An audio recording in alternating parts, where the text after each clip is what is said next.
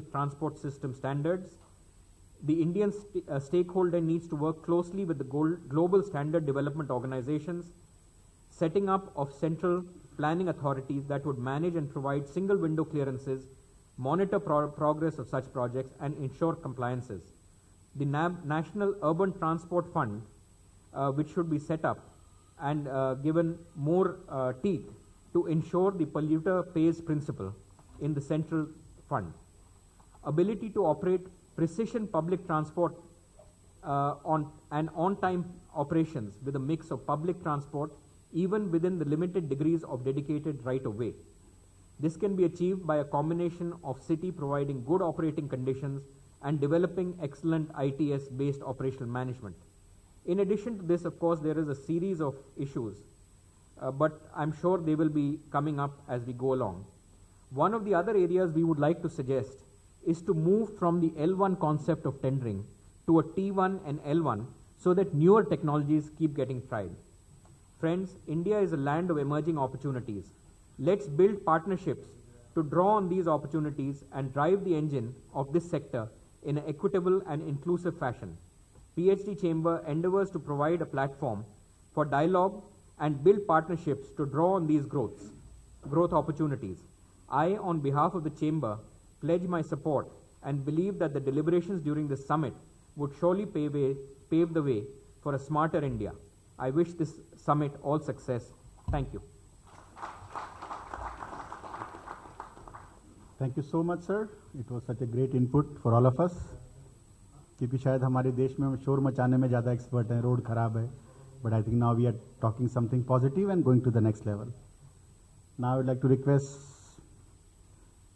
Chairman Delhi and NCR Committee of PhD Chamber, Mr. Rajneesh Goenka ji, to present a theme address of this conference.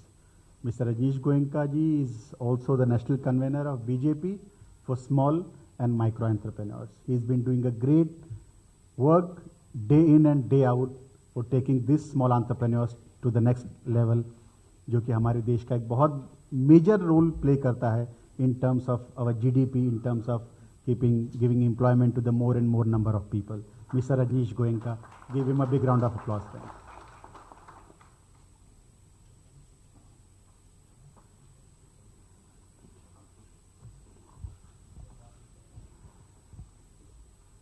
सबसे पहले मैं हमारे बड़े भाई, हमारे पार्टी के बहुत वरिष्ठ नेता जो कि पार्टी के प्रेसिडेंट रहे हैं और आज केंद्र में मंत्री हैं, मैं उनका धन्यवाद करता हूं कि वो थोड़ा सा आज अस्वस्थ होने के बावजूद भी हमारे आग्रह पर हमारी इस समिट में पधारे हैं। मैं उनका बहुत बहुत धन्यवाद करता हूं और आए हुए सब जितने भी डिग्नेटरीज हैं और एम्बेसी से, मीडिया से और इंडस्ट्री के लोगों का स्वागत करता हूं कि आज आपने अपना समय निकालकर इस समिट में भाग लिया।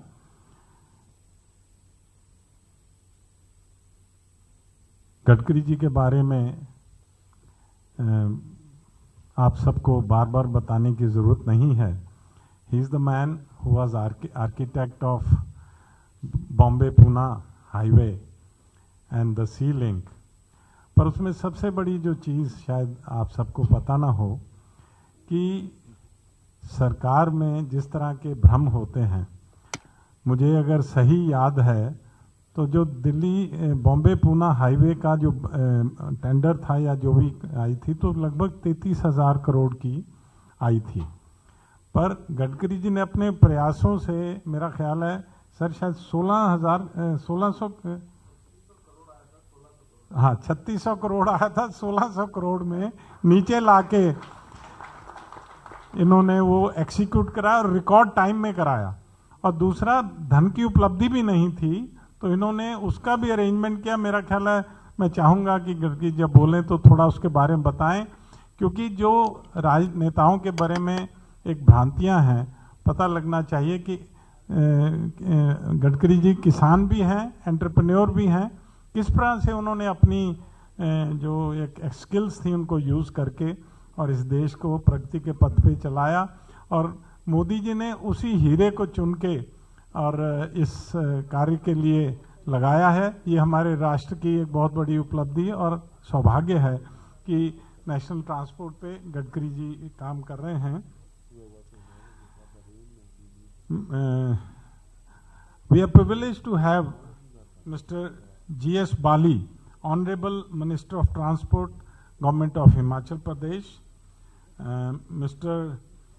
S.K. Arya, our friend, Chairman of JBM Group, Mr. Alok Shriram, my brother and President of PhD Chamber, Mr. Gopal Jivrajka, our Vice President, Mr. Saurabh Sanyal, our dynamic Secretary General, without whose support we cannot do anything in PhD. You know, he is a very dynamic Secretary General. And esteemed officials from embassies and government, members of the Managing Committee, past presidents present here, distinguished speakers and eminent guests, Mr. Rajiv Mathur, my Secretary General, my Secretary in the committee, Rifat, you had been supporting a lot, and friends from media and from the industry present here. Very good morning to everybody. Please excuse me if I miss somewhere because I'm not very good in English, but this speech is written in English, I have to read it. So excuse me if I miss anywhere, On behalf of the PhD Chamber and on my personal behalf, it gives me immense pleasure to welcome Honorable Union Minister for Road Transport and Highways, Shri Nitin Gadkari ji, and all the dignitaries on the dais present for this Smart Transportation Infra Summit and Expo 2015. वैसे तो आप सब लोग हमारे president साहब की सारे facts and figures I think आधे आप बोल चुके हैं, तो please excuse me if somewhere I am repeating. India transportation network is one of the largest and densest with the second largest road network in the world at 4.87 million kilometers. This road network is insufficient to handle the traffic growth in transportation due to rapid increase in the urban population. Advanced IT industry, advanced intelligent transport system and technologies and applications have to be widely utilized for improving the transport sector in India. The present urban population is 410 million, which is about 31% of India's 1 billion population. The projections indicate that the urban population will be close to 600 million by 2031, and many metro cities will emerge by then, which has made it imperative for policymakers to focus on development of smart transportation infrastructure in order to cater urban transportation requirements. To cope up with increasing urbanization, India is in dire need of smart, cost-effective and efficient solutions. Financial assistance should be available for use of ITS in the road and highway infrastructure, including technologies in real-time traffic flow management, parking availability, vehicular traffic, and latest technologies such as GPS, GSM-based vehicle tracking systems, computerized reservation system, automatic fare collection systems, electronic ticket vending machines, intermodal fare integration, passenger information system, and for preparation of total mobility plan for the entire state. Improper logistics due to insufficient transportation system impose a heavy burden on competitiveness. It's a big cap that he has been able to get around 14% of the total budget spending this year, which is as compared to the international standards, globally it is 6 to 8%, whereas he has been able to get 14%. I think he needs we need to give him an applaud on this because you have been able to do it. Lack of financial resources is a major impediment to bridging the gap. The government estimates that 1.2 trillion is required in transportation infrastructure spending from 2015 to 2025. The development transportation infrastructure that includes road, railways, airports, ports, and waterways, which is the dream project of our Honorable Minister, has been assigned immense significance in the last few years, and the present government has focused its attention on accelerating infrastructure development in order to ensure better connectivity to hasten economic growth. The present government, under our Honorable and lovable Prime Minister Mr. Narendra Modi, has initiated a new mission to develop 100 smart and rejuvenate and transform 500 cities in smart city. Aspirants will be selected through a city challenge competition intended to link financing with the ability of the cities to perform and achieve the mission objectives. Each state will now shortlist a certain number of smart cities aspirants as per the norms that will indicate, and will prepare smart city proposition for further evaluation to seek support from the center. The aim of the mission is to more efficiently utilize available assets, resources, and infrastructure to enhance the quality of urban life, provide a clean and sustainable environment, which is the need of the hour. This move to develop smart cities is expected to recast the urban landscape of country and livable and inclusive. I think that this which we are organizing with the blessing of Gadkari ji and his ministry in collaboration with Trident Biz Private, explore new innovative ways for sustainable development of urban city with smart transportation network. All stakeholders in India need to work closely with developmental organizations of global standards in order to imbibe latest technologies and implement these in sync with local conditions. That's very important. The deliberations from this summit will evolve valuable suggestions that will provide guidance to in order to overcome bottlenecks in urban transportation in our country. I once again extend a warm welcome to all the delegates and eminent speakers who are going to speak here. And thank you once again, our Honorable Minister and people sitting on the dais, sitting off the dais, in participating in this valuable deliberations. And, we wish our Minister, when he goes from here, he should be able to get rid of his cold and coffee which he's having today since morning. Thank you very much. Jai Hind. Thank you so much, sir. अब मैं बुलाना चाहूँगा mister GS बाली जी को, जो कि honourable minister transport Himachal Pradesh के हैं। वो आकर अपनी बात कहें। हिमाचल वैसे भी सुंदर प्रदेश है और इस समय जिससे भी पूछो कहाँ हो तो बोले मनाली हूँ, कहाँ हो तो Kullu. Welcome sir.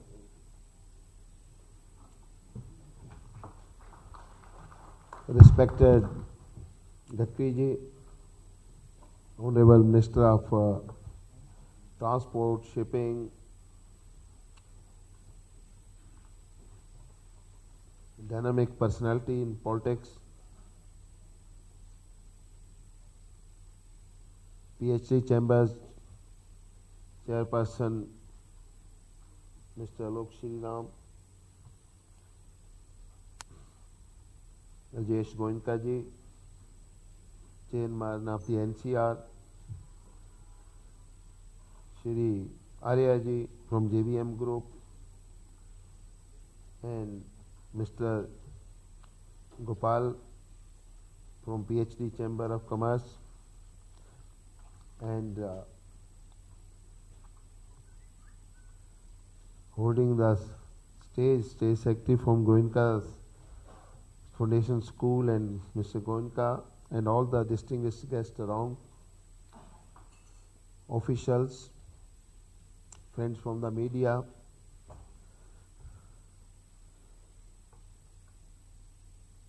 You see, this is the second time, sir, that I got an opportunity to be the transport minister. Earlier opportunity was in 2002. I was given the charge of transport, tourism and civil aviation in my state.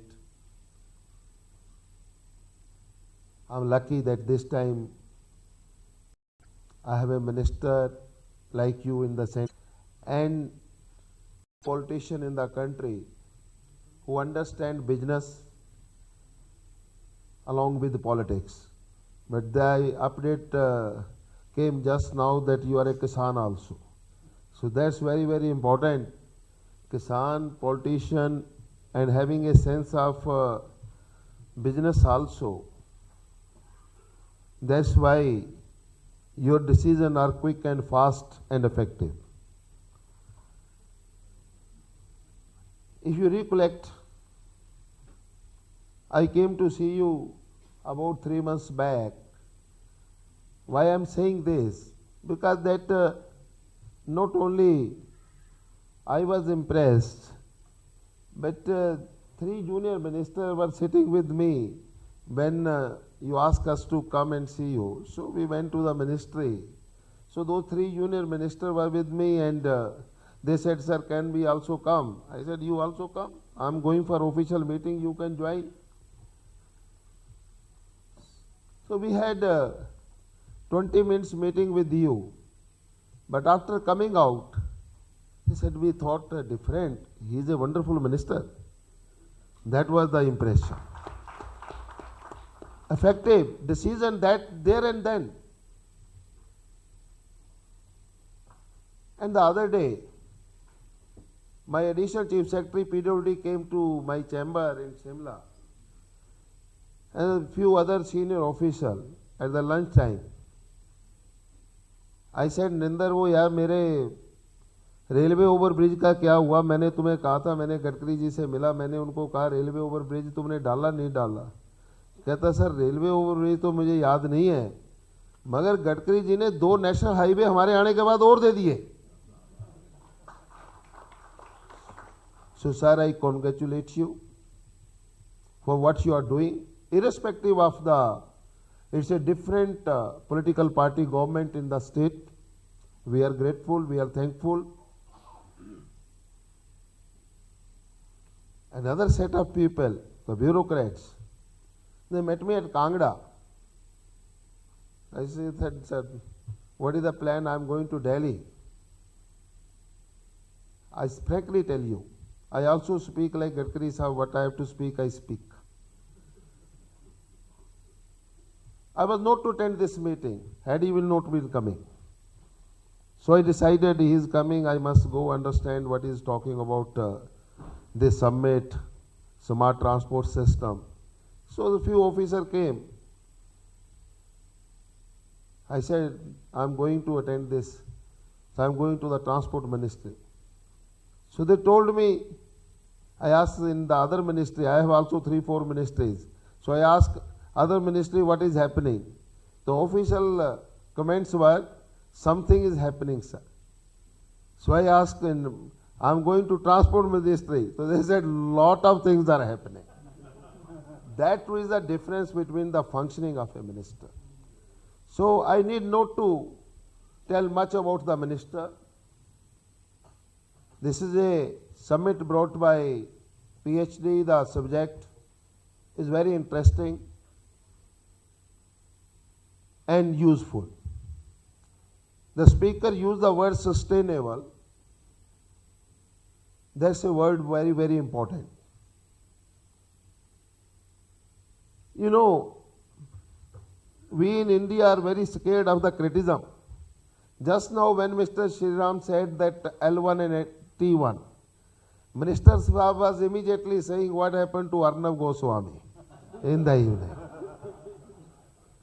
So, we are so scared. Same thing happened when Sanjay ji was criticized for control on population. There can be mistake. There can be shortcoming.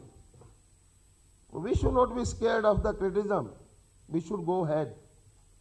Today the biggest problem, if the strength is the population, The problem is also the population. Very simple, we have to understand it today or tomorrow or day after. You know, I was having 1800 buses, it was overcrowded. Now in the state, sir, I am 2500 buses, it is still overcrowded. So I make the law that if it is overcrowded, please challan it. But the passenger says, where should I go? You provide me the alternative system. The road infrastructure is limited. I am happy that Honorable Minister has already cleared 30 km a day. If he has said so, he will achieve so. But the problem is, in a state like mine, sir, there is a hardly scope of creating more roads because of the topography. We don't have railway, we don't have air services, we have only road transport. So road transport also, to create a road, we get a limited period of time. There is a heavy rain, there is a snowfall, there is one side is a fastest river in the world is flowing Satluj, the other side we are creating the road. There are the challenges. I don't say that it is not possible, it is possible, but it takes time. We have to today, when we are talking of the smart transport system, we have to talk about the alternative transport system also. Your initiative about the water transport is one initiative which can really alternate the system. I remember when like as a child I used to see all the timber coming from mountain will come through the Byas river, because now we have many power projects come, so they have the dam on the way. I have also asked my department, sir, to make certain waterways project. We are already submitted to the consultancy services of the Government of India. We are working on that. I talked to my Chief Minister. I said, if we see next 30 year, 40 year, I talked to the Honorable Finance Minister Jaitley ji also, and I am requesting you also, sir. In Shimla, like I will only first speak about Shimla and Parwanu. You see, sir, it's difficult to take the car. If as a minister I go with a pilot, it's a comfortable drive. But in common man, it's very difficult. Jam every day. So we have to look for alternative. So I told my Chief Minister, let's have a project. We should talk in PPP model. You give us your department can give us some infrastructure near Parwanu or Baddi, from where we can take cable car to Shimla state. It may be a bigger project at the moment, but it will solve our problem of congestion on the road. We have to work on these things. We have to work on cable cars. We have to work on even in the transportation. Today, bringing back the fruit is a very big problem. When there is an apple season, you can't take your car up to Shimla, sir. So there are the different issue in different area. And India is such a vast country. You make one scheme for the northern eastern state, you have to make the other for the West Bengal. You have to make the different scheme for the coastal area. You have to see in a different way you have to give to Himachal, Uttarakhand, Arunachal, Jammu Kashmir. Because what is happening, northern eastern state get funding from your special ministry. And Himachal and Uttarakhand are left behind because they don't get any special funding. You've been very kind, you've been very generous. As I told you, the officer were telling you given 2 extra highways. When I met you, sir, I requested you. whensoever there is an accident, the casualties are very, very high. Himachal, we are least number in the accident. But whensoever there is a single accident, all the passenger goes. You see, because the fall is 90 degree and it goes to the river alternately. The crash barrier are very important, sir. Kindly keep in just in mind, sir, in case you give consideration, that will save many life. Road safety, PhD, Chamber of Commerce also have to think the workshops on road safety. You people can really contribute in that from your CSR. Some more important is the way traffic is increasing. You will be surprised in a small state where we have a population of 7.5, not even touching 7.5 million. The number of vehicle is gone more than 1 million. That's the problem. That's the challenge. So if that is in Himachal, where the per capita income is also second highest in the country and education level is also very high, we are second in the country. But the way the things are happening, I see very difficult time in future. I request you, sir, to see that how we can educate our people in the villages. That you put a crash barrier, you put a crossroad barrier, but some tractor wala will come and remove that. And that you bring an invitation for the accident. So you have to educate that class. To educate that class, but Mr. Shriram was saying, you yourself identify that there is a shortage of driver in northern eastern state. There is a shortage of driver everywhere, sir. Trained every driver you don't get even in Himachal. So you need to open more schools, sir. More driving schools, or especially in technical education.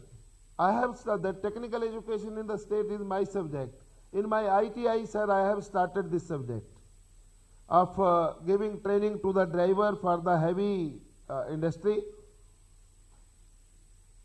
You have sanctioned us 2 schools for driving school in the state. We are working on that. You need to sanction more in different states. And try to bring in this as a curriculum in the education department, sir, in the books, where discipline in traffic, transport also becomes a part of the education.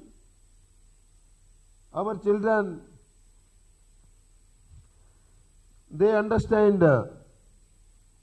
that they work accordingly.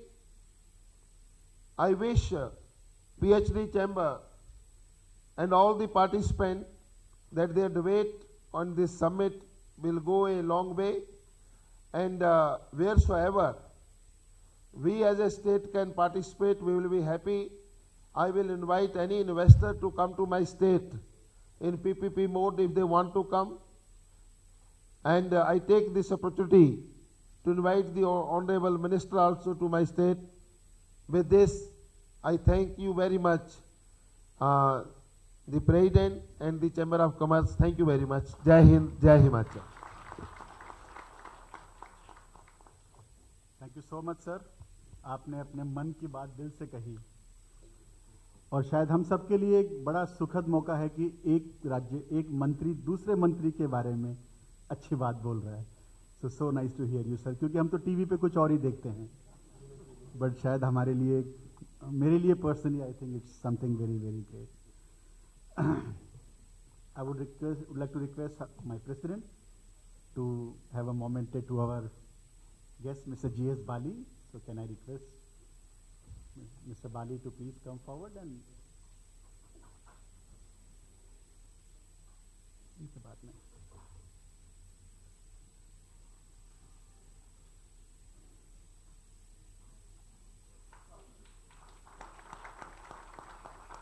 Thank you so much for taking your time out and coming all the way from Himachal, sir.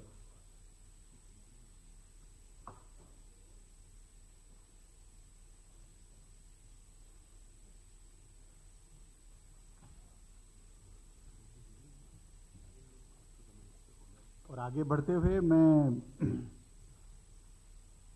हमारे बहुत senior colleague Shri S.K. Arya ji को बुलाना चाहूँगा, जो कि JBM group के head हैं। 32 साल पहले इन्होंने अपनी ऑर्गेनाइजेशन चालू करी 1983 में, और इन 32 सालों में सर JBM ग्रुप ने 20,000 लोगों को रोजगार देते हुए इस कंपनी का टर्नओवर 8,000 करोड़ रुपए पे सर ये लेके गए। आपको जानकर ये बड़ा अच्छा लगेगा दोस्तों कि आप भारत की किसी भी गाड़ी में ट्रेवल करें, चाहे वो कार हो, चाहे वो मोटरसाइकिल हो, चाहे स्कूटर हो, चाहे SUV हो, जो भी गाड़ी में, प्लेन में, ट्रेन में आप चलते हैं, उन सब के अंदर JBM मोटर्स का पार्ट होता है। तो I think it's something very very big. Bharat में 35 मैन्युफैक्चरिंग प्लांट हैं, और जो मेरे को बड़ा सरल स्वभाव भी इनका है, और जो मेरे को इनके बारे में सबसे अच्छी बात लगी कि इनके पास 35 इंजीनियरिंग एंड डिजाइनिंग सेंटर्स हैं सर, जो कि पूरी दुनिया में 18 जगह में क्रिएटिविटी और इनोवेशंस के ऊपर काम करते हैं। मैं बुलाना चाहूंगा श्री आर्या साहब को। Thank you so much and a big round of applause to mister Arya.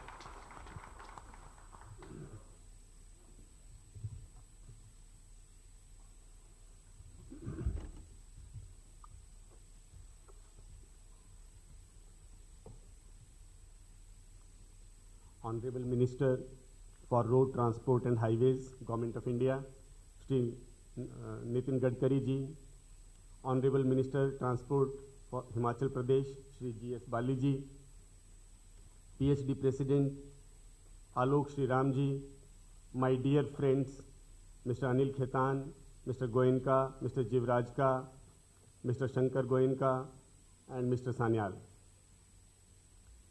Namaste and good afternoon. I am very pleased to be here today at the Smart Transportation Infra Summit and Expo. It is very exciting how the topic of smart cities attracts so much interest and generates so much initiatives. As recently as 20 years ago, some of the things we commonly use today were considered science fiction. Technology has transformed our lives in a big way. There is a paradigm shift in how we perceive and use technology in our daily life. A study reveals that 75% of the infrastructure that will be in place by 2050 does not exist today. This clearly indicates what we see today is just the tip of the iceberg of the technological growth, which along with the evolving cities will be the key driver of economic growth. Smart city as a concept is highly advanced in terms of overall infrastructure, mainly focused on smart transportation, smart energy, and smart technology. Smart cities mean better urban services, less waste, and citizens empowered to make a difference. This is about improving the lives of millions of Indians, building a stronger society, and making better use of all our resources. Information technology is the principal infrastructure and the basis for providing essential services to residents. For example, we see Singapore. There will be more wireless technology involved, which will be better adapted to our environment and will cause much lesser radiation impact than what it is today. Though this may sound futuristic, it is likely to soon become a reality as the smart cities movement unfolds in India and a complete ecosystem evolves. The concept of smart cities organized at a time when the entire world was facing one of the worst economic crisis. In 2008, multiple international MNCs engaged and initiated work on a smarter cities concept as part of a Smarter Planet initiative. By the beginning of 2009, the concept had captivated the imagination of various nations across the globe. Countries like South Korea, UAE, and China began to invest heavily into their research and formation. Today, a number of excellent precedents exist, such as those in Vienna, Amsterdam, Cairo, Malaga, Malta, and Songdo International Business District near Seoul. The time and environment is apt to transform India's landscape and improve the living condition for its population. The government is emphasizing on smart cities, and for the first time, the challenge is being floated wherein the citizens of urban India can contribute in formulating the development of our cities. The term smart city is a holistic vision where the citizens will experience and demonstrate driving smartly, parking smartly, keeping their city clean smartly, conserving water smartly, and all in all, we could call it living smartly. Urbanization, if unchecked, brings along with it problems that directly affect human and environmental health. It brings with it problems related to pollution and unchecked migration to the cities. A recent study by World Health Organization showed Delhi to be the world's most polluted city. The capital's air has the highest concentration of PM 2.5, which is particulate matters less than 2.5 microns. Such high level of air pollution can cause respiratory disorders and several other health problems. That our capital city holds this dubious distinction is a matter of great shame. Even as Indian cities continue to expand, infrastructure growth is unable to keep pace with the urbanization. A McKinsey study projects India's urban population soaring from 340 million in 2008 to 590 million by 2030. This urban expansion will happen at a speed quite unlike anything India has seen before. It took India nearly 40 years between 71 to 2008 for the urban population to rise by nearly 230 million. It will take only half the time to inhabit the next 250 million by the year 2030. So 590 million people will inhabit in the cities in India. This also amounts to nearly 70% of the new employment being generated in urban areas, which means drive a near fourfold increase in per capita incomes across the nation. The transport network is in many ways the circulatory system of an economy, and for a city to function properly, it is important that the roads are decongested. The decongestion can happen by both creating more infrastructure to support the increasing vehicles or putting in place a robust public transport system. There are different elements involved in constructing a comprehensive public transport system, such as trains, buses, taxis, metros, etc. Providing enhanced efficiency, safety, information access, and a better travel experience. The Delhi Metro is an example of efficient and smart use of urbanization and technology. It has been recently rated second among 18 metros globally by Global Metro Benchmarking Group, NOVA, and Comet. For metro networks based on consumer surveys, London was rated first and the Bangkok came in third. Immobility and congestion are the bane of life in cities.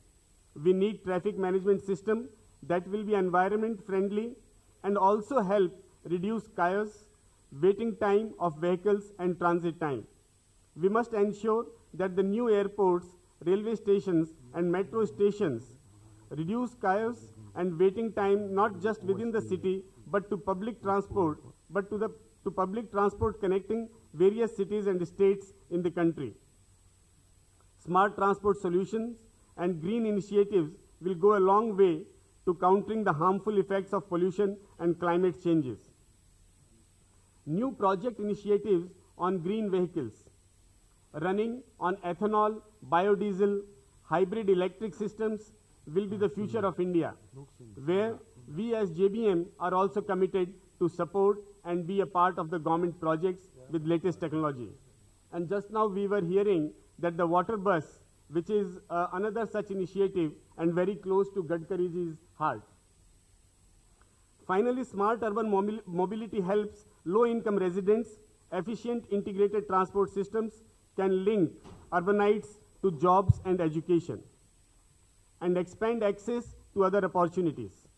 All these advantages of smart transport will cumulatively lead to smart energy, smart infrastructure, and smart cities, and eventually improve the standard of living and quality of life of the citizens.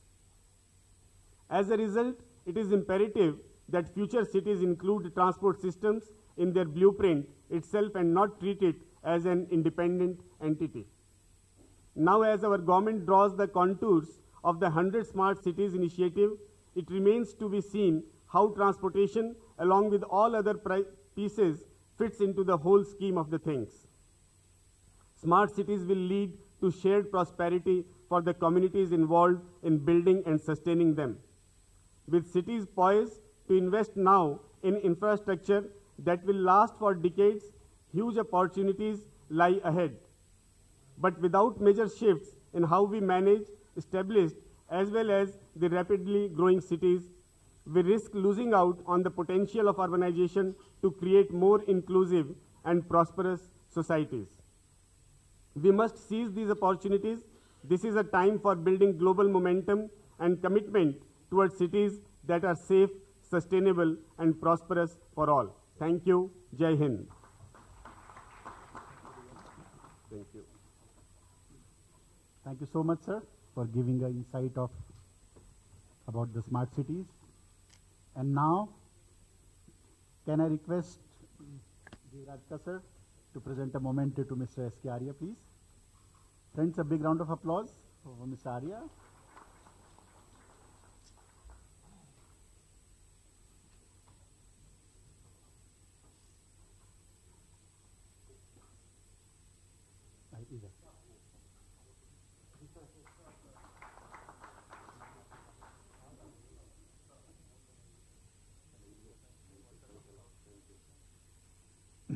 Thank you so much. अब मैं हमारे आज के chief guest Shri Nitin Gadkari ji, honourable minister, union minister for roads, transport and highways, government of India को मैं चाहूँगा कि वो आएँ और अपनी बात कहें।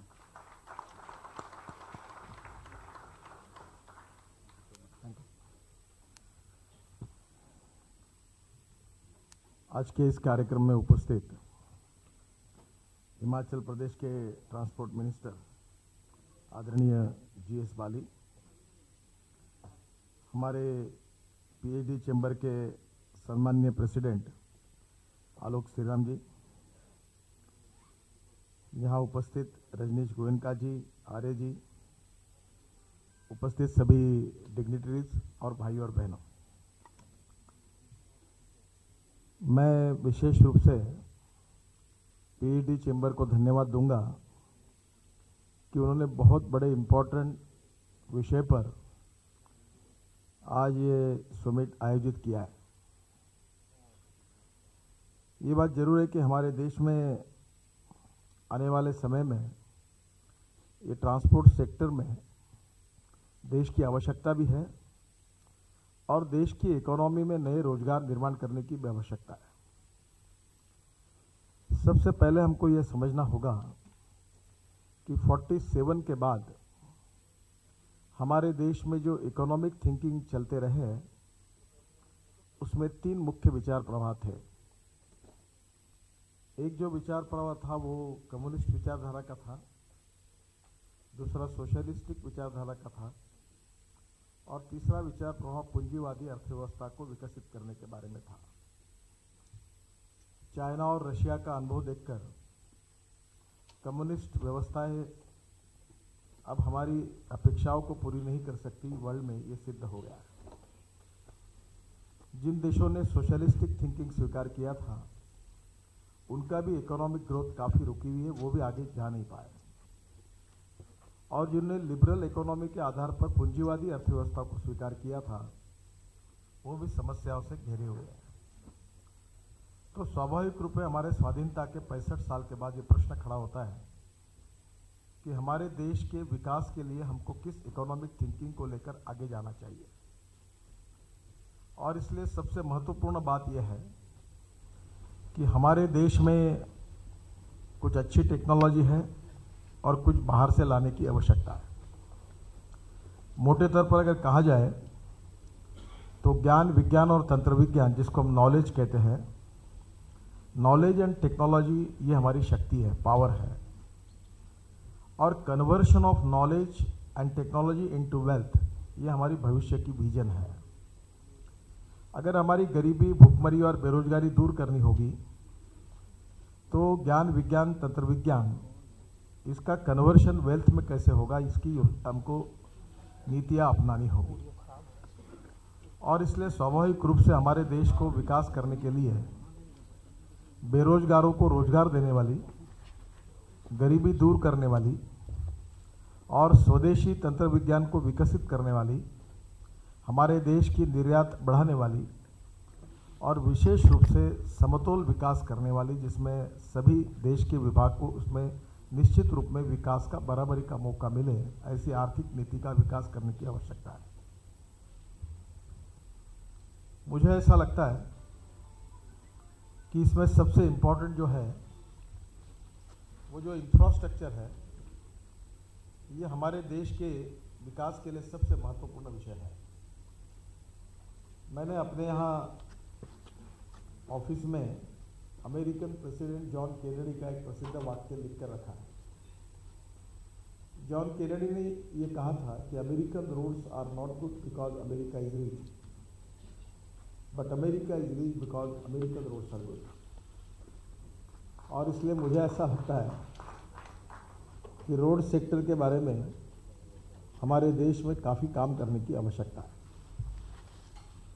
सबसे दुर्भाग्य का विषय ऐसा है कि हमारे देश में 5 लाख एक्सीडेंट होते हैं और करीब 3 लाख लोगों के हाथ पैर हर साल टूट जाते हैं और 1.5 लाख लोगों की मृत्यु हो जाती है। और इसलिए मेरे सामने सबसे पहली प्राथमिकता अगर कोई है तो इन लोगों की जान कैसे बचाए। और हम ये कोशिश कर रहे हैं कि आने वाले समय में हम 2 साल में ये एक्सीडेंट की संख्या 50% से भी कम लेकर आएंगे। और इसलिए आइडेंटिफिकेशन ऑफ एक्सीडेंटल स्पॉट, इसकी शुरुआत हमने की है, क्योंकि हमारे देश में 48 लाख किलोमीटर रोड की लेंथ है, उसमें से 97,000 किलोमीटर राष्ट्रीय महामार्ग है और हमारे देश का 40% ट्रैफिक ये हमारे राष्ट्रीय महामार्ग पर चलता है। और इसमें से भी कुछ राष्ट्रीय महामार्ग ऐसे हैं कि जिसका ट्रैफिक बहुत ज़्यादा है। ये दिल्ली में, मैं दिल्ली की ज्योग्राफी को नहीं जानता, पर ये जो मेरठ के तरफ रोड जाता है, क्या नाम है, हसना, क्या नाम है गांव का, वो नहीं, दासना, हाँ, वो रोड पर 1 लाख यूनिट का ट्रैफिक है। तो अभी एक महीना पहले मैं उसका प्रेजेंटेशन ले रहा था, तो मुझे बता रहे थे कि हम इसको 8 लेन करेंगे। तो मैंने कहा जगह कितनी है, बोले 16 लेन हो सकता है। बोला वहाँ 8 लेन, आप इसको 16 लेन करिए। अब उसको हम 16 लेन कर रहे हैं, शायद 2-3 महीने में उस कार्य की शुरुआत होगी। और दासना से मेरठ की ओर भी वो भी रोड बड़ा कर रहे हैं। ऐसे दिल्ली का एक 6,000 करोड़ का हमने रिंग रोड भी मानेसर से ईस्टर्ली बाईपास का है, वो हम लोग अभी काम शुरू करेंगे। और जो हरियाणा सरकार कर रही रिंग, वो भी उन्होंने भी कुछ काम, सुप्रीम कोर्ट में केस गई थी, वो भी प्रॉब्लम अब निपट गए हैं। और दिल्ली का रिंग रोड अगर पूरा होगा तो दिल्ली के 30-40% प्रॉब्लम ट्रैफिक जाम के खत्म हो जाएगी।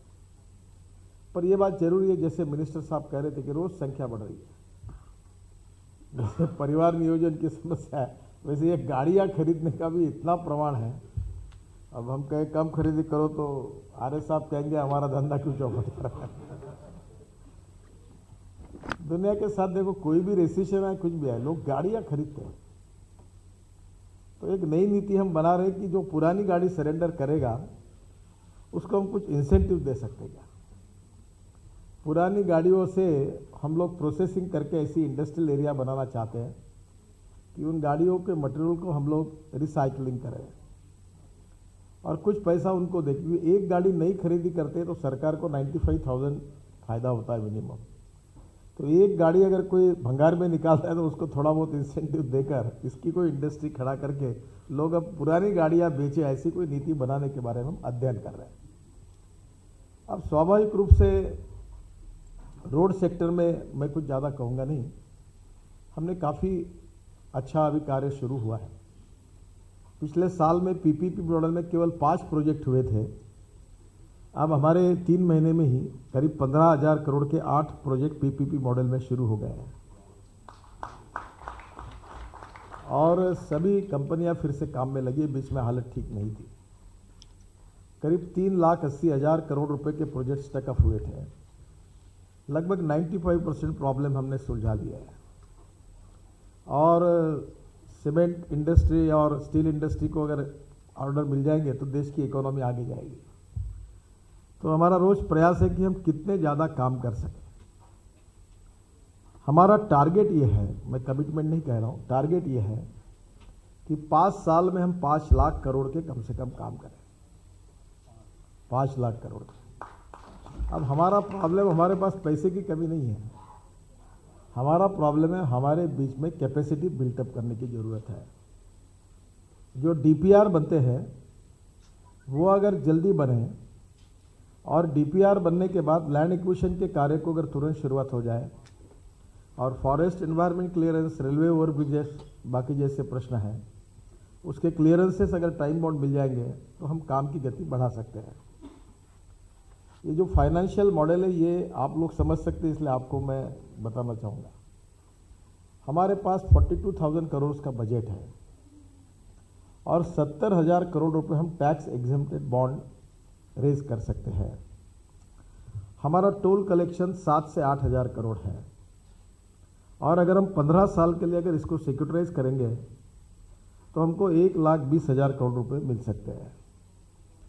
हमारे 111 प्रोजेक्ट अभी ऐसे हैं जो हम इंश्योरेंस और पेंशन फंड को हमने बेचने के लिए निकाले, सिक्योरिटाइज करने के लिए निकाले हैं और हम कह रहे कि दुनिया के सभी इन्वेस्टर आए और हमारे यहाँ रोज टोल मिलता है उसमें, तो उसको सिक्योरिटाइज करके अगर हम लेते तो हमको करीब 90,000 से 1 लाख करोड़ मिल सकते हैं। और जो फॉरेन फंड के लिए हम टाई अप कर रहे हैं अभी तक उसमें हमको सफलता पूरी नहीं मिली है, पर बहुत ऐसे लोग हैं जो 0.50% से हमको 2 लाख करोड़ 3 लाख करोड़ फाइनेंस करने के लिए तैयार है। उसको हेजिंग कैसे करना और रिस्क को कैसे उठाना, इसका सोल्यूशन के लिए ऊपर रहे के बारे में हम सोच रहे हैं। अब मुझे बताइए कि इतना बड़ा पैसा होने के बाद और फिर नए रोड बनेंगे, फिर टोल मिलेगा, तो मुझे लगता है कि पैसे की कमी रोड सेक्टर के लिए नहीं है। अब हम केवल 25,000 करोड़ की टनेल्स केवल कश्मीर में बना रहे हैं, जम्मू कश्मीर में बना रहे हैं। लद्दाख और लेह में एक टनेल तो 10,000 करोड़ की है। तो हमने बड़े बड़े प्रोजेक्ट लिए हैं। गंगा के ऊपर दूसरा पुल 6,000 करोड़ का बनाने के हम सोच रहे हैं और अभी हमने भूटान, बांग्लादेश, नेपाल और भारत, इसके बीच में भूटान में करार किया है। अब हमारा सीमलेस ट्रैफिक होगा। अब आगरतला से कलकत्ता अगर आना है तो 9 घंटे का डिस्टेंस कम हो जाएगा, क्योंकि आगरतला से ढाका जाकर ढाका से कलकत्ता आना संभव हो गया। अब यहाँ से हमारे नागपुर से अगर ऑरेंजेस भेजना है तो हम डायरेक्ट बांग्लादेश के डिस्ट्रिक्ट में भेज सकते हैं ट्रक से, तो आम भी जा सकता है, ऑरेंजेस भी जा सकते हैं। अब एक्सपोर्ट इम्पोर्ट खुल गया तो इससे इकोनॉमी को नए एडवांटेज मिलेंगे। और नेपाल के साथ भी हम यही करें, और नेपाल और चारों देशों की सीमा पर जो हमारे राष्ट्रीय महामार्ग है उसकी हालत कुछ जगह अच्छी नहीं है और हमने सब कामों को प्रायोरिटी सेक्टर में लिया है। जल्दी वो सब काम अच्छे हो जाएंगे तो हमारे इकोनॉमी को निश्चित रूप में इसका फायदा होगा। प्रश्न यह है कि जो सीमेंट और स्टील इंडस्ट्री है उसमें हमने सीमेंट कंक्रीट रोड बनाने का निर्णय किया है। उसके लिए हमने 95 लाख टन सीमेंट हमारे इसमें बुक किया है। राज्य सरकार भी चाहे तो हम हमारा रेट कॉन्ट्रैक्ट उनको देने के लिए तैयार है, केवल आपको वेबसाइट पे जाना है।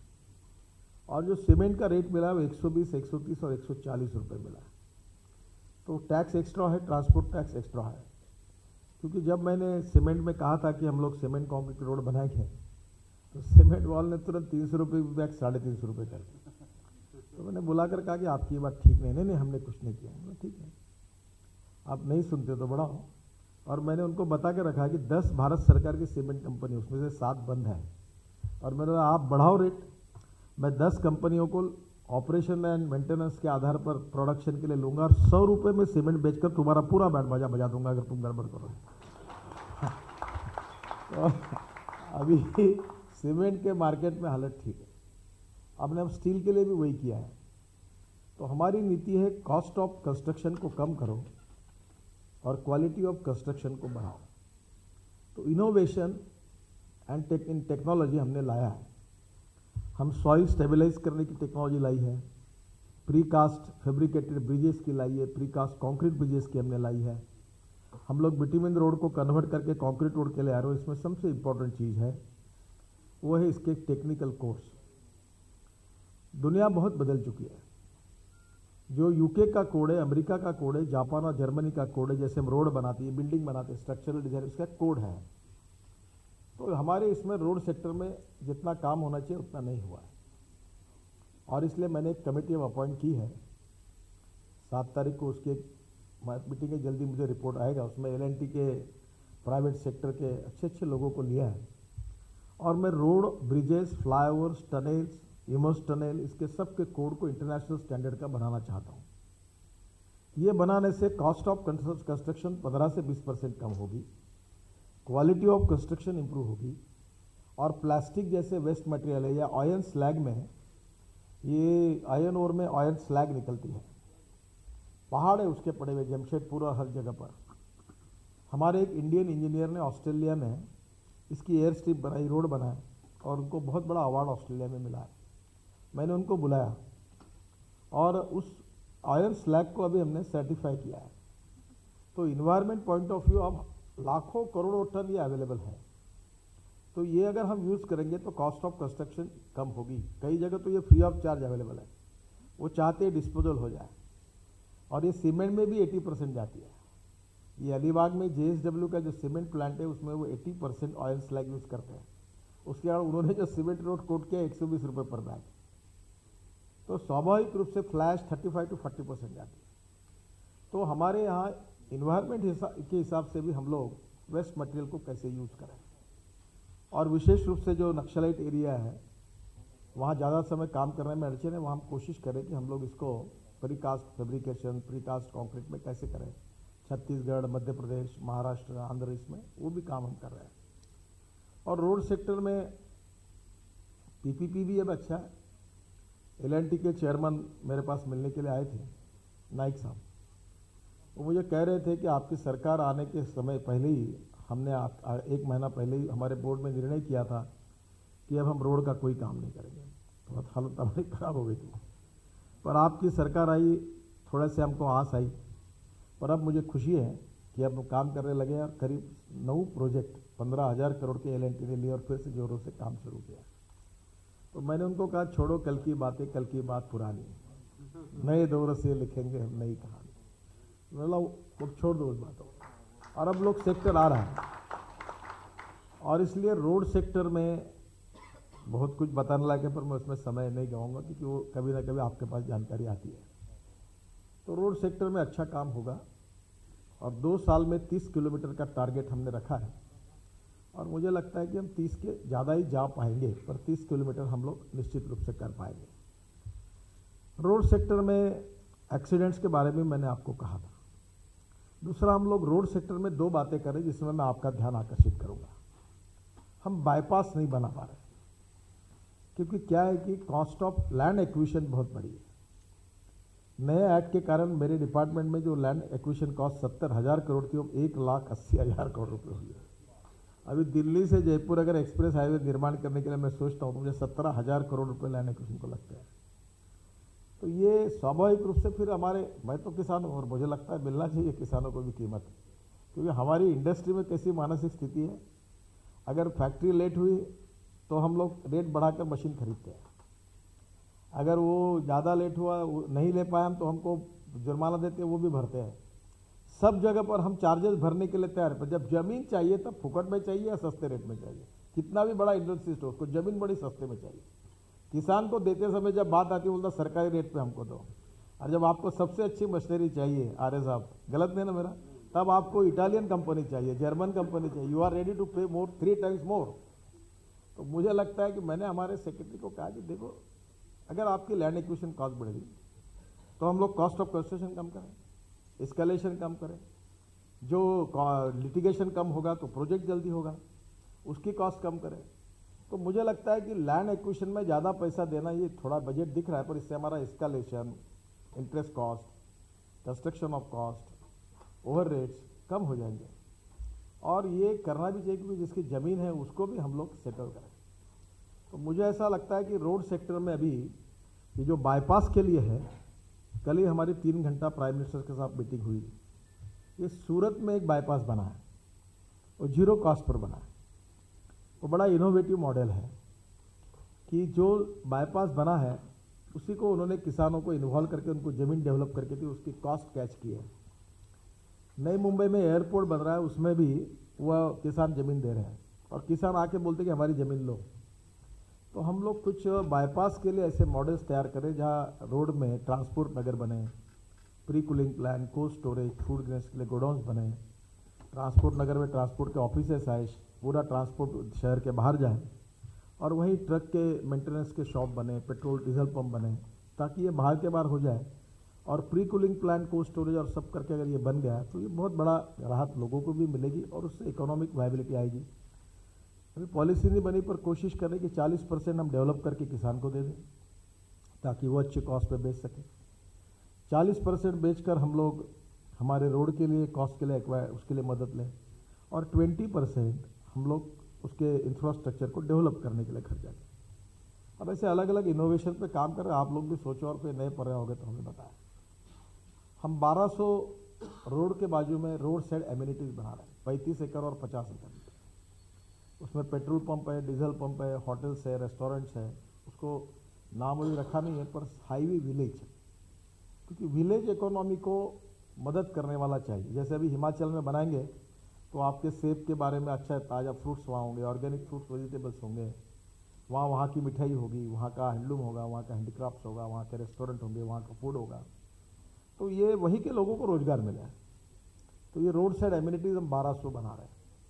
और हमने अभी ये तय किया है कि हम लोग पेड़ लगाने के लिए कॉन्ट्रैक्टर को नहीं कहेंगे, क्योंकि जिसका काम वही करे। अभी मेरे को ग्रीनरी में इंटरेस्ट है तो मैं पेड़ लगाने में बड़ा इंटरेस्ट रखता हूँ, पर ये आप बिजनेस, आपको कोई इंटरेस्ट नहीं उसमें, तो वो कॉन्ट्रैक्टर बराबर पेड़ नहीं लगाते।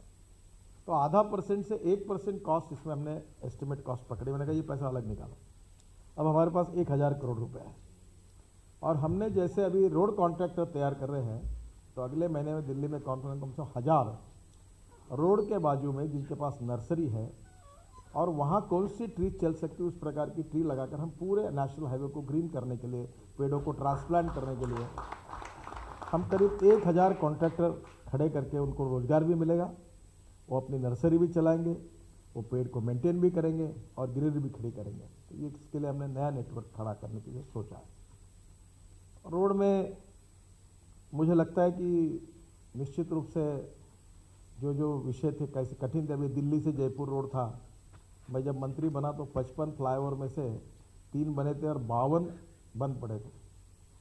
अभी हमने लगभग जयपुर हाईवे को 85-90% पूरा कर लिया और अगले 2-3 महीने में उसको इनॉग्रेट करेंगे। तो जयपुर दिल्ली रोड में बहुत लोग मैं आया तो मुझे जो आया वो यही सीखा बताता था, ये जयपुर रोड कैसा है, जयपुर रोड कैसा। अभी लोग मुझे ये मेरठ वाला कौन सा वो ये दिल्ली का क्या दासना वाला रोड है, इसके पत्रकार सब उधर ही रहते हैं।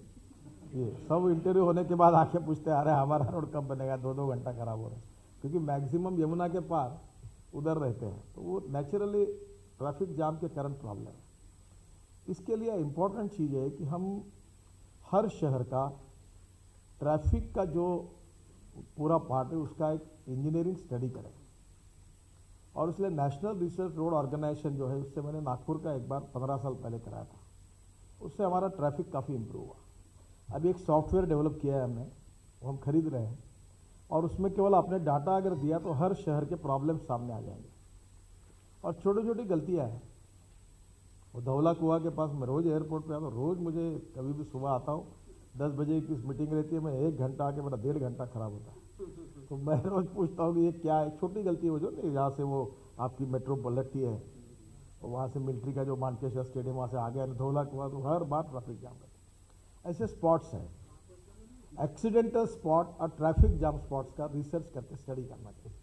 अब दोनों का भी हमने स्टडी करना शुरू किया और उसका उपाय है, कहीं अंडरपास बना सकते हैं, कहीं बाईपास बना सकते हैं, तो हम लोग इस पर काम कर रहे हैं। और ये जो सॉफ्टवेयर हम डेवलप कर रहे हैं ये देश के सब शहरों को हम फ्री ऑफ चार्ज देने वाले हैं ताकि वो इसका अध्ययन करें, और इसलिए काफ़ी इसमें इम्प्रूवमेंट की संभावना है। और मुझे लगता है कि आने वाले समय में रोड सेक्टर अच्छी तरह से डेवलप होगा।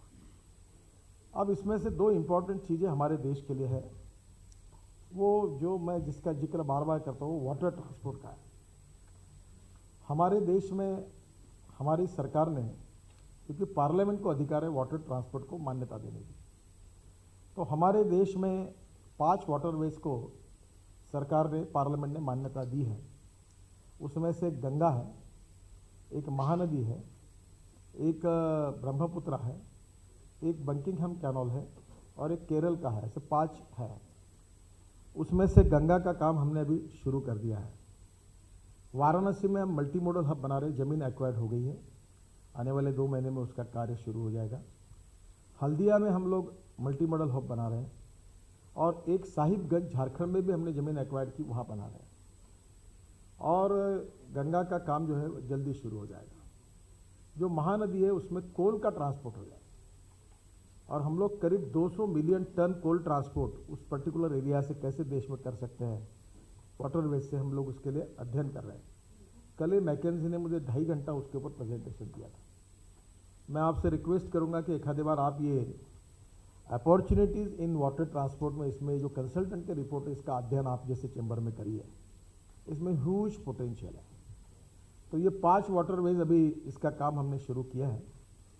इसमें और एक बात है कि हमारे जो बार्जेस है या शिपिंग इंडस्ट्री है, मैं चाहता हूं कि हम पोल्यूशन के बारे में गंभीरता से सोचें। स्वच्छ भारत, प्रदूषण मुक्त भारत। तो हम LNG को फ्यूल करके सिलेक्ट करके उसके आधार पर आगे बढ़ना चाहते हैं। इसमें बहुत काम करना होगा।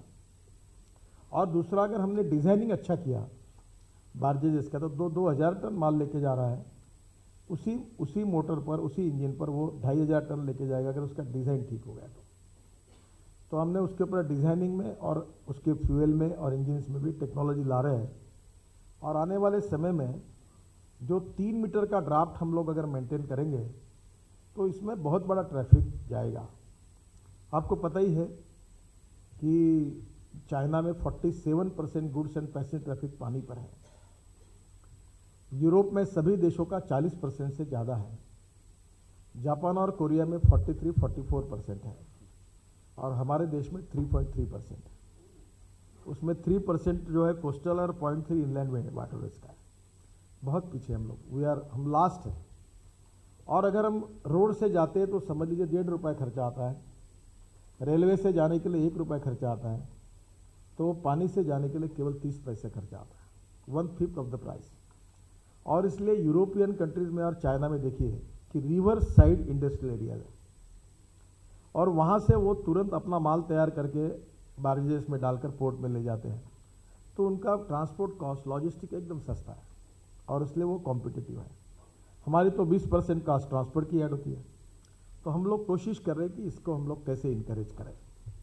इसमें 3 बातें पानी में इम्पॉर्टेंट है। इसमें टूरिज्म भी आ सकता है, इसमें ट्रांसपोर्ट में हम लोग कोयला है, आयरन ओर है, इसका भी हम लोग ट्रांसपोर्ट कर सकते हैं, और पैसेंजर सर्विस भी चल सकती है। और इसलिए आने वाले समय में इसमें हमने काफ़ी काम किया है, और मेरी उम्मीद है कि जल्दी हम इसके बारे में काम करते हुए आपको ज़रूर दिखेगा। वर्ल्ड बैंक ने हमको 4200 करोड़ रुपए गंगा के लिए दिए, उसका काम भी हमने शुरू किया है। और अभी फरक्का में वहाँ की फ्लैश बांग्लादेश को एक्सपोर्ट हो रही है, और ये स्वाभाविक रूप से 3 मीटर का ड्राफ्ट कौन से टेक्नोलॉजी से डालना है, इसके ऊपर हम अध्ययन कर रहे हैं। तो मुझे लगता है कि ये हमारा फ्यूचर है और इसमें आप लोगों ने इंटरेस्ट देना चाहिए। हम यमुना का भी काम हमने अध्ययन करने के लिए दिया है। अगर किसी को फॉरेनर को जाना है तो यमुना में बैठकर वो डायरेक्ट आगरा ताजमहल देखने के लिए पानी पर अगर जा सकेगा और वही उतर के देख के वापस आएगा तो रोड का ट्रैफिक बहुत कम होगा और तकलीफ भी कम होगी।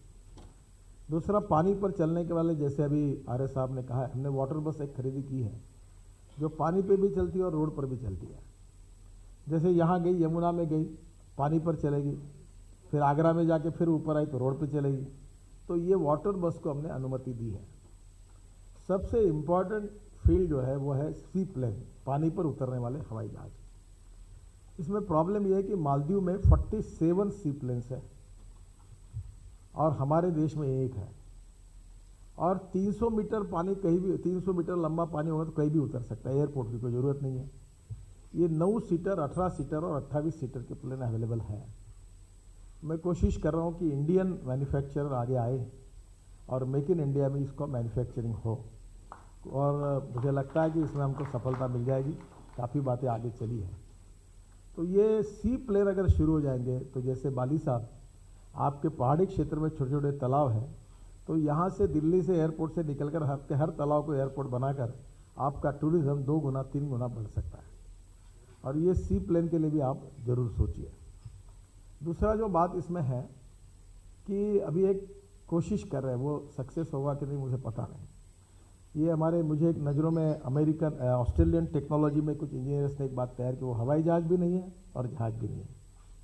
वो पानी के ऊपर से 8 मीटर दबता है और उसमें 30, 50 और 90 सीटर है।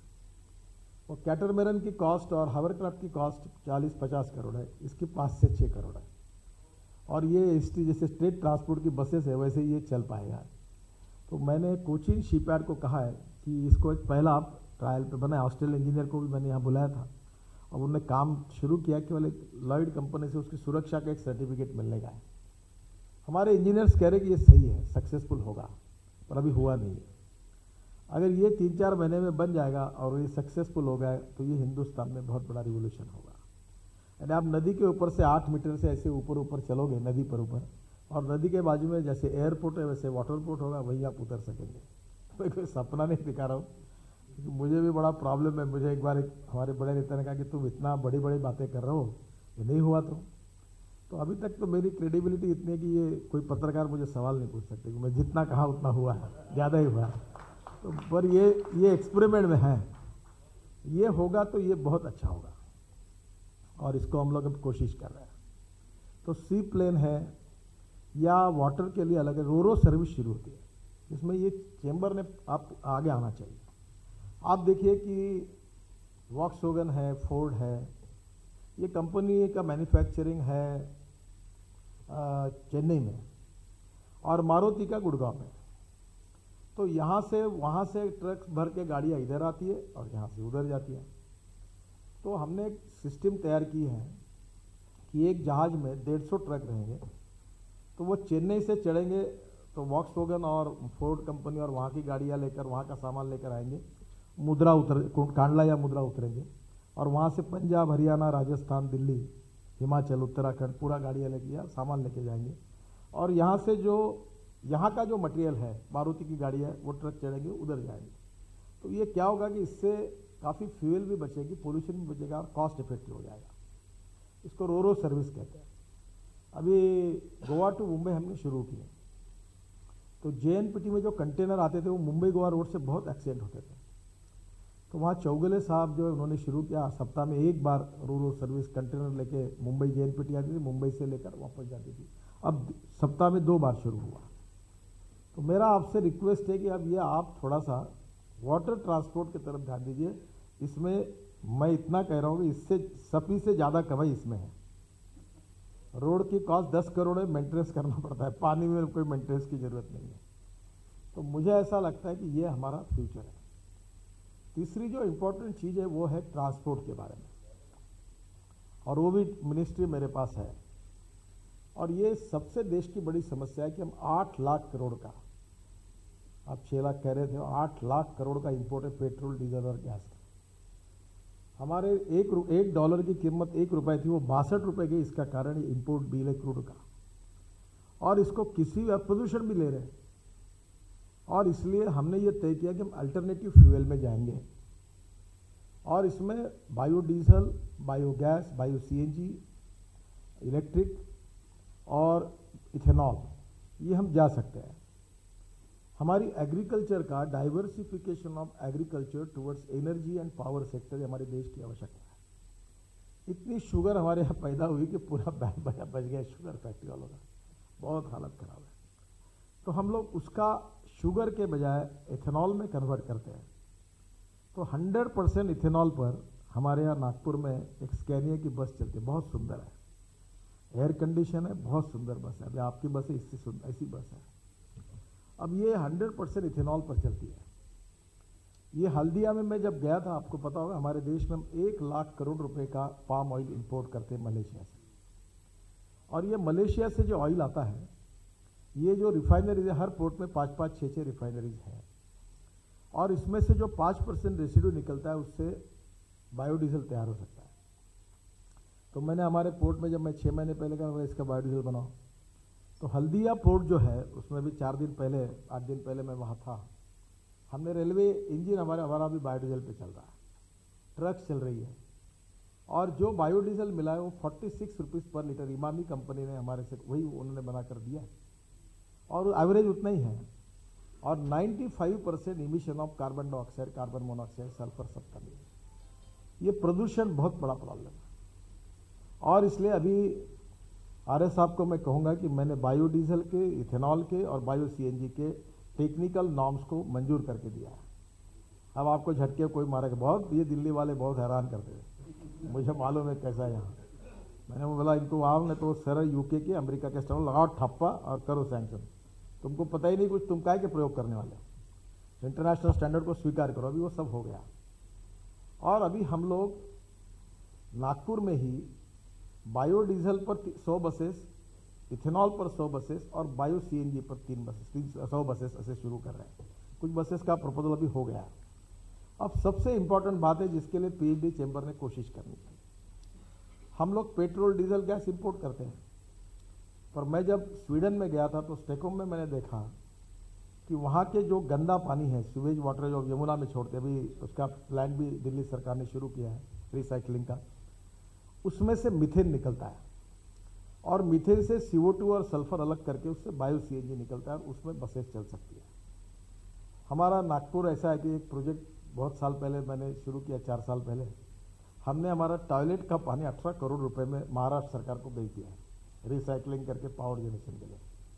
अब जब मुझे ध्यान में आया कि अभी मैं स्टॉकहोम में देख के आया, तो मैंने कहा अपनी गलती हो गई। तो मेयर मुझे कह कहा कि सब लोग तो बड़ी तारीफ करते हैं, बोला पानी गया पर गैस भी गया। उसको बुलाया मैंने बोला तेरा गैस क्या? बोले इसमें कुछ लिखा नहीं। बोला गैस हमारा है।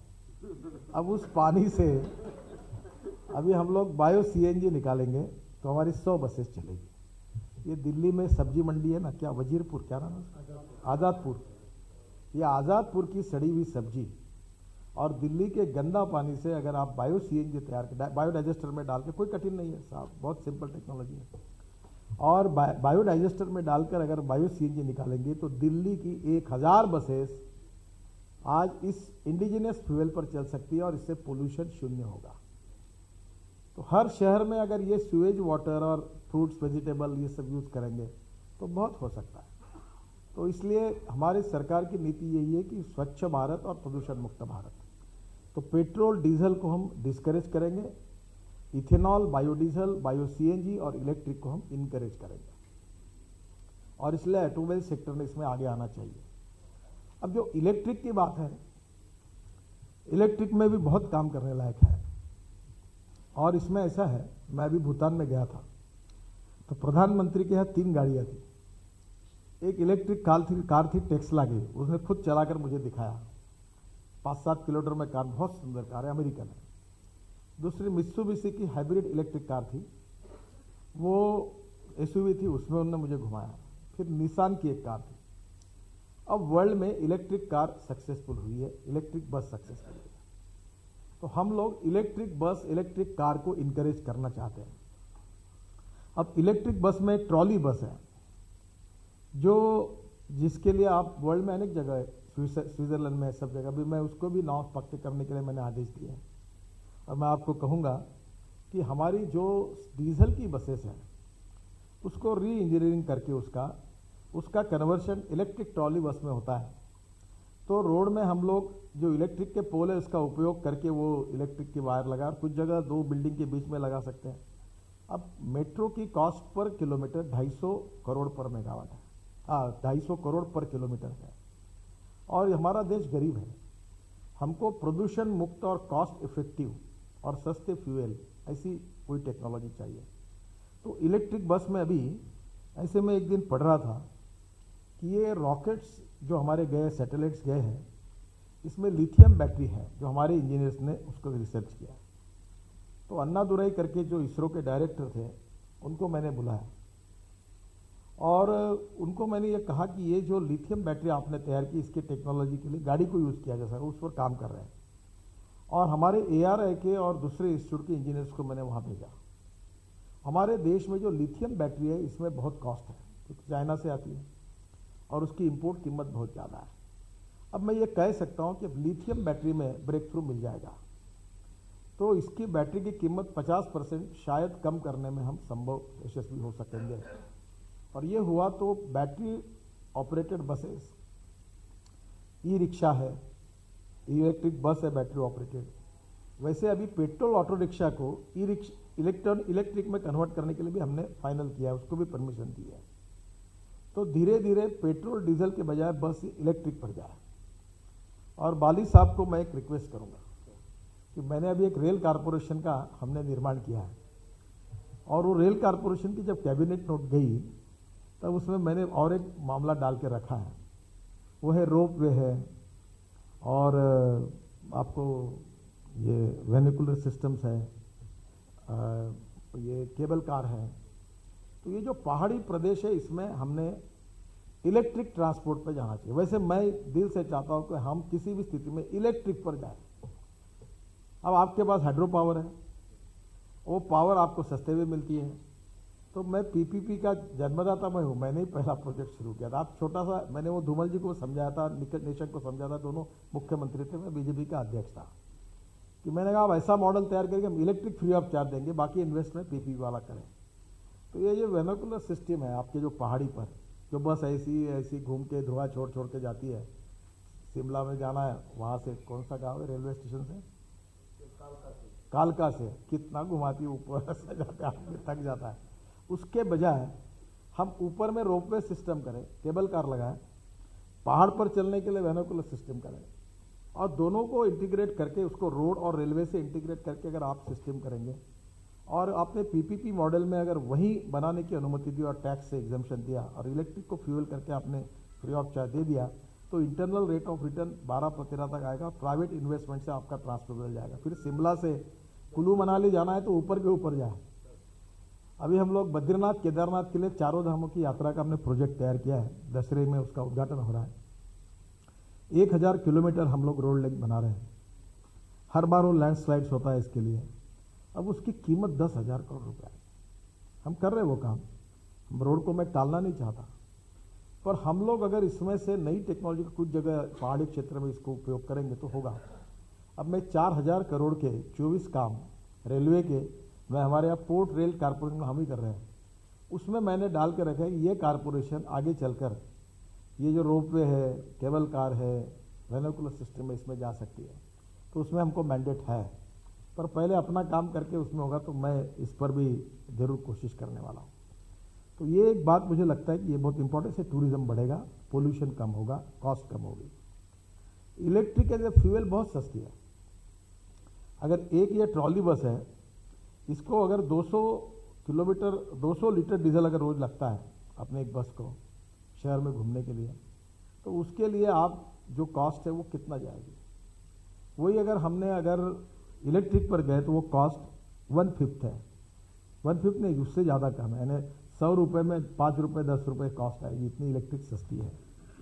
तो मुझे ऐसा लगता है कि प्रदूषण मुक्त लो कॉस्ट फ्यूल और outstanding technology giving maximum comfort to the people, इसी प्रकार पर हमको काम करना होगा। तो निश्चित रूप से ये जो इलेक्ट्रिक का ये जो हम लोग ट्रांसफॉर्मेशन कर रहे हैं, इसमें हम काफ़ी अध्ययन भी कर रहे हैं, रिसर्च भी कर रहे हैं। मैं इंडियन उद्योगपतियों को आह्वान करूंगा कि वो भी इसमें आगे आए और इसमें जो भी रूल्स रेगुलेशन उनको बदल के चाहिए, मैं सब मदद करने के लिए तैयार हूँ, ताकि मेक इन इंडिया और मेड इन इंडिया का सपना उसी समय पूरा हो सकता है कि हम लोग निश्चित रूप से हमारे ट्रांसपोर्ट को इलेक्ट्रिक पर ले जाएंगे। और ये 8 लाख करोड़ में से 2 लाख करोड़ भी हमने बचाए, और ये अगर एग्रीकल्चर और रूरल इकोनॉमी में जाएंगे तो कितने जॉब्स क्रिएट होंगे। आपने कहा ये हम लोग स्मार्ट, ये जो इंटेलिजेंट ट्रांसपोर्ट सिस्टम ला रहे हैं, और अभी हम लोग करीब 5000 ऐसे सेंटर देश में खोल रहे हैं कि जो ड्राइविंग लाइसेंस को कंप्यूटरी टेस्ट लेगा, पोल्यूशन सर्टिफिकेट भी देगा टेस्ट लेके, और उसको फिटनेस सर्टिफिकेट भी देगा। देश में 22% ड्राइवर का शॉर्टेज है, और विशेष रूप से मेरा अनुरोध है कि ये दिल्ली मुंबई में मत करिए, ये रूरल एरिया में करिए। जो लोग पिछड़े हुए वनवासी है, गरीब है, वहाँ ड्राइविंग के लिए आप ये करिए। और इसलिए ड्राइविंग में भी मैं बोलता हूँ तो कभी कभी अच्छा भी नहीं है। अब मैंने आप में से सब लोगों को ये सवाल पूछा कि आप में से कितने लोग ऐसे कि जो ड्राइविंग लाइसेंस के लिए टेस्ट देकर उनने आरटीओ में ड्राइविंग लाइसेंस लिया है, तो मुझे लगता है आपके लिए बहुत कम है, आप हाथ एक ही ऊपर आए। बाकी लोग तो लक्ष्मी दर्शन देकर 2,000 रुपये दो और ड्राइविंग लाइसेंस लाओ, यही धंधा होता है। अब 30% बोगस लाइसेंसेस है और भ्रष्टाचार भी है। तो कोई नेता रहे, अभिनेता रहे, पत्रकार रहे, सब ऐसी लाइसेंस लाते हैं, वो बराबर वो जाति भी नहीं, परीक्षा भी नहीं देते, और वो बराबर लाइसेंस घर पे आ जाता है। अब इससे तो देश में बहुत, हिंदुस्तान ऐसा देश है कि वर्ल्ड में सबसे आसानी से अगर ड्राइविंग लाइसेंस कहीं मिल सकता है तो वो पहले क्रमांक का अगर कोई देश है तो हम है। और इसलिए हमको ये नियम बदलने पड़े। इतने लोग मर रहे हैं, ये अच्छी बात नहीं है। तो अभी हमने जो सिस्टम तैयार की कि कंप्यूटर परीक्षा लेगा और आपको फेल या पास वही डिक्लेयर करेगा, आदमी के हाथ पे रखे नहीं कुछ, और वो पास करेगा तो वहीं से सैटेलाइट से आरटीओ ऑफिस में इंफॉर्मेशन जाएगी, और 3 दिन के अंदर उसको ड्राइविंग लाइसेंस नहीं दिया तो आरटीओ पर ही चार्ज होगा, उसको फाइन होगा, इसको नहीं होगा। तो नए एक्ट में हमने ये सब प्रोविजन किए। हम चाहते हैं अभी आपके कोई भी चौक में सब कैमरे लगेंगे, और जैसे लंदन में है, स्वेल में उसका इंस्टीट्यूट है, कि आप कहीं भी आपने वायलेशन किया, नेता रहे, अभिनेता रहे, मंत्री रहे, चेयरमैन रहे, उद्योगपति रहे कि गरीब रिक्शे वाला रहे, जिसने किया उसका तुरंत फिल्म आ जाएगी और उसको तुरंत इसके ऊपर 24 घंटे के अंदर फाइन चला जाएगा, फिल्म का पूरा रहेगा। नहीं भरा फाइन कोर्ट में गया और सिद्ध होगा सच तो फाइन दुगना हो जाएगा। तो धीरे धीरे क्या है कि कानून के बारे में सम्मान भी नहीं और डर भी नहीं, ये स्थिति हमारे लिए अच्छी नहीं है। तो हमने इसमें काफ़ी आरटीओ के संबंध के बारे में, सिस्टम के बारे में अच्छे निर्णय किए। नए बिल में उसको हम लाने की कोशिश करें।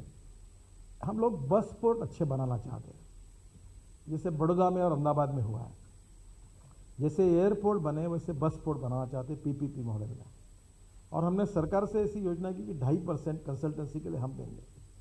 अब मैं कोशिश कर रहा हूँ कि हमारा टाइप अगर कोई फॉरेन फंड से होता है तो सस्ते इंटरेस्ट पर हम लोग बस पोर्ट बनाने के लिए पैसे दें। और हमारा देश गरीब है। एग्जिस्टिंग जो 10 साल 12 साल चली हुई भंगार में निकली जो डीजल बसेस है, जिसमें आर्य साहब जैसे लोगों का सहयोग चाहिए, इसको रिफर्निश करके इसको आप इलेक्ट्रिक ट्रॉली बस और बैटरी बस में अगर कन्वर्ट कर सके और उसको स्कूल बस करके भी यूज़ करें तो गरीबों के लिए बहुत राहत मिलेगी। अब नई बस 20 लाख रुपए 15 लाख रुपए की खरीदी करते हैं तो अपने बच्चों को स्कूल में भेजने के लिए 3,000 रुपये लेता है। अगर पुरानी बस अगर इलेक्ट्रिक पर जाएगी तो वही 1,000 रुपये पे आएगा।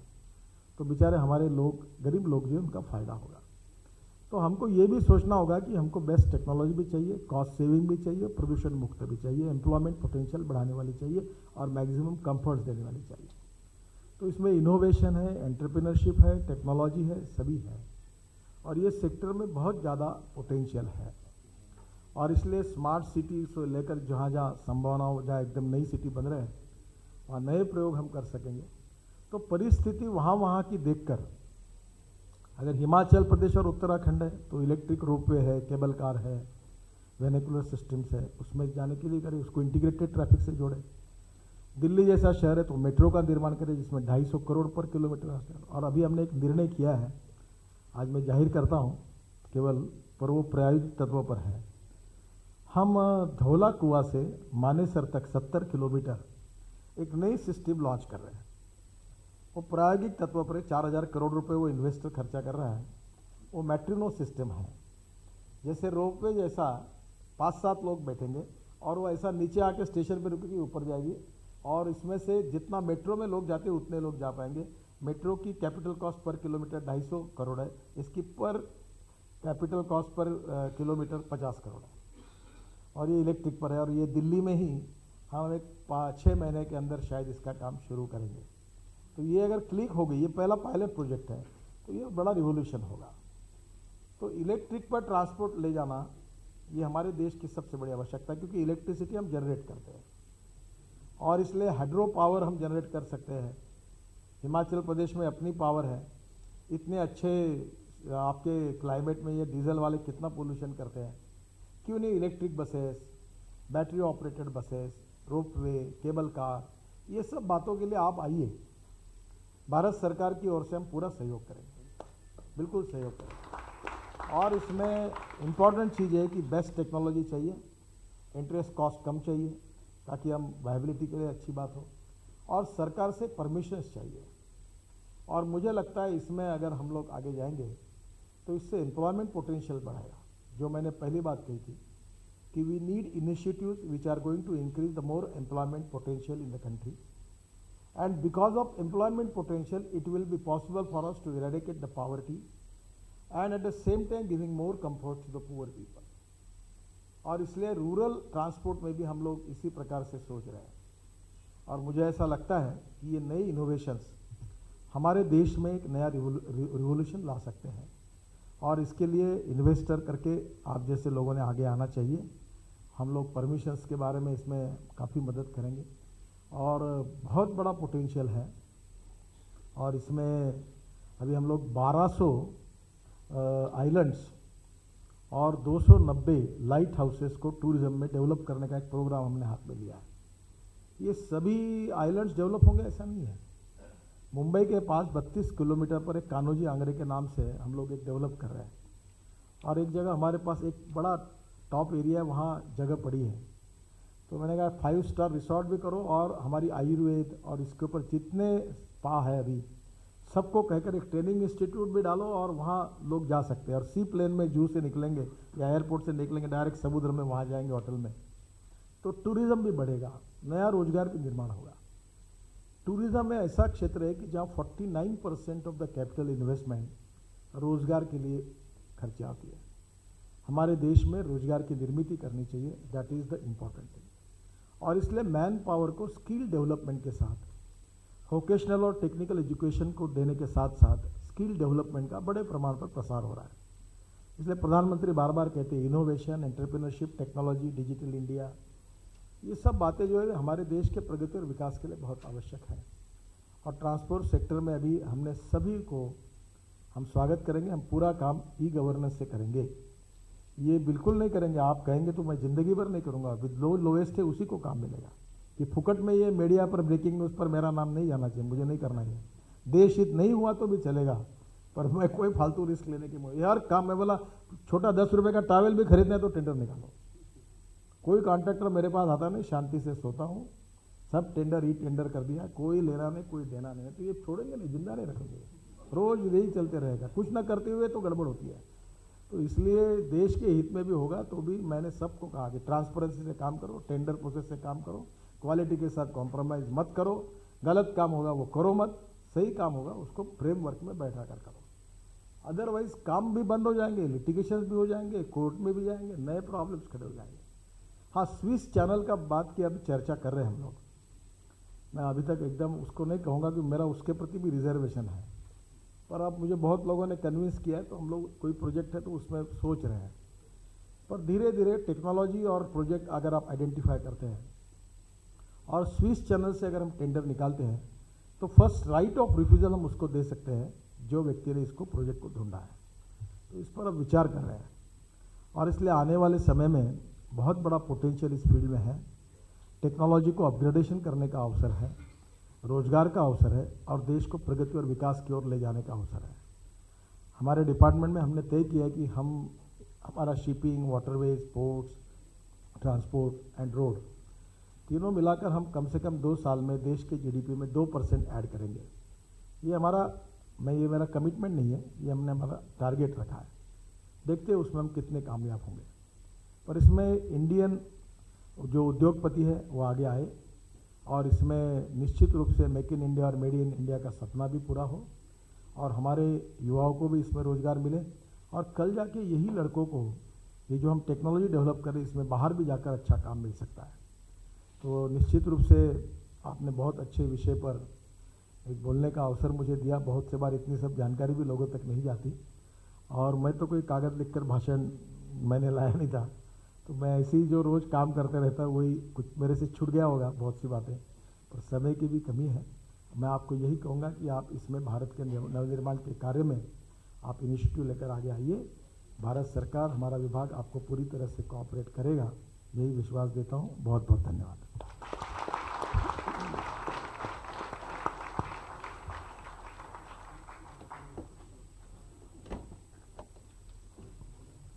Thank you so much sir. आपने इतनी सरलता में हिंदी में आपकी बात सुनकर बहुत ही अच्छी लगी। और सर, गीता के 7वें अध्याय के दूसरा श्लोक भी ये कहता है कि स्किल और विल की बात।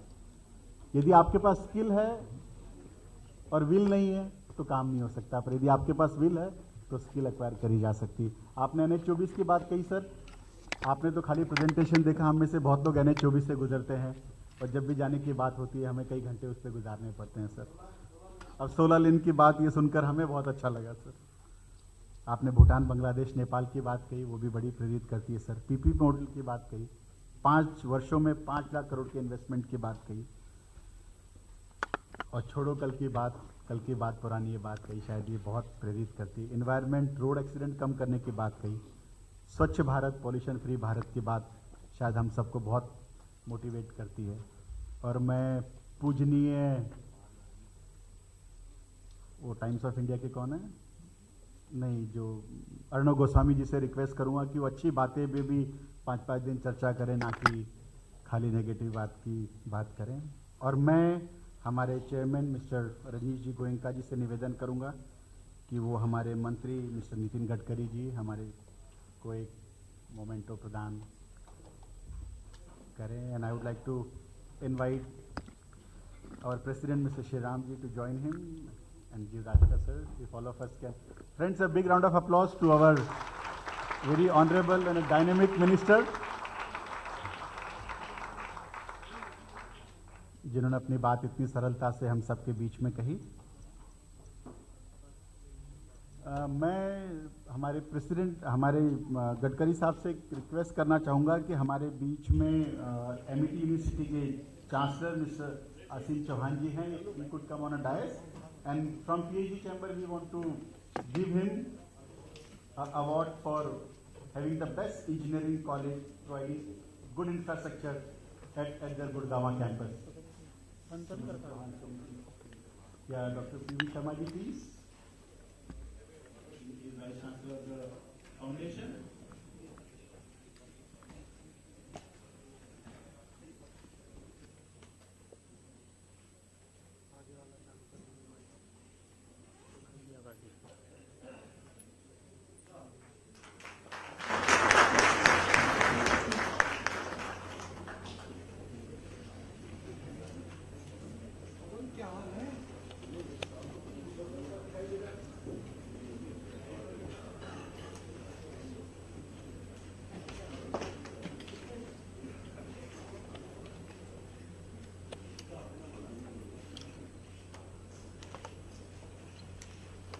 Now I would like to facilitate Ms. Sunita Soni for completing 25 years